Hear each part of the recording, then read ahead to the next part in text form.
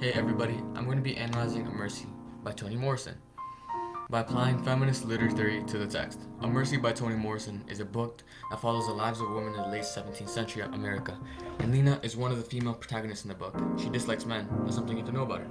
She has a good cause as well. She suffered horrific trauma of violence where she was raped and beat by a lover. That's why she's completely uninterested in men and doesn't trust them.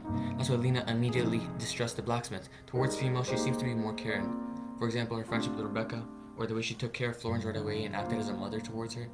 But she does not like Sorrow, because she thinks she's a bad omen.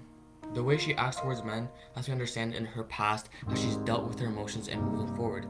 It seems as though she hasn't recovered over her trauma. Understandably so. Sorrow, on the other hand, doesn't know how to make meaningful relationships with women, so she doesn't really get along with women, because she was raised by men, so she never had a woman to teach her how to be a woman in that era, so she often seeks the attention of men.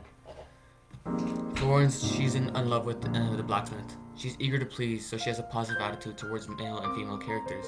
This is what makes her so endearing as a character. And now, in A Mercy by Toni Morrison, women are represented as a property, and in A Mercy, every female character is owned in some way. Lena and Florence and Sorrow are slaves, and Rebecca was bought by Jacob, by her father, for monetary gain.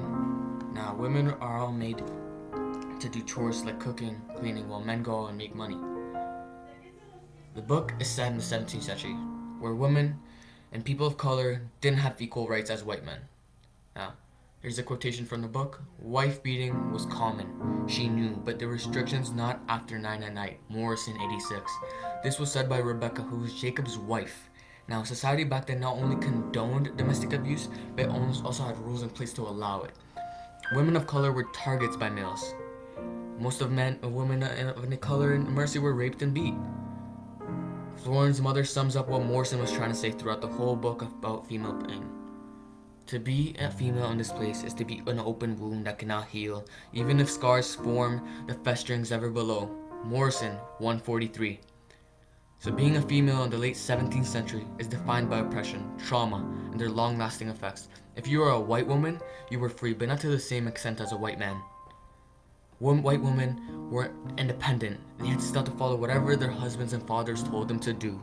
Women of color had it much worse, much worse. Women of color were turned into slaves, who were raped, beaten, and treated like animals. They no longer let her inside their house, so for weeks she slept where she can and eats from a bowl they can leave her on their porch like a dog. Women were very restricted, because they were treated as inferior.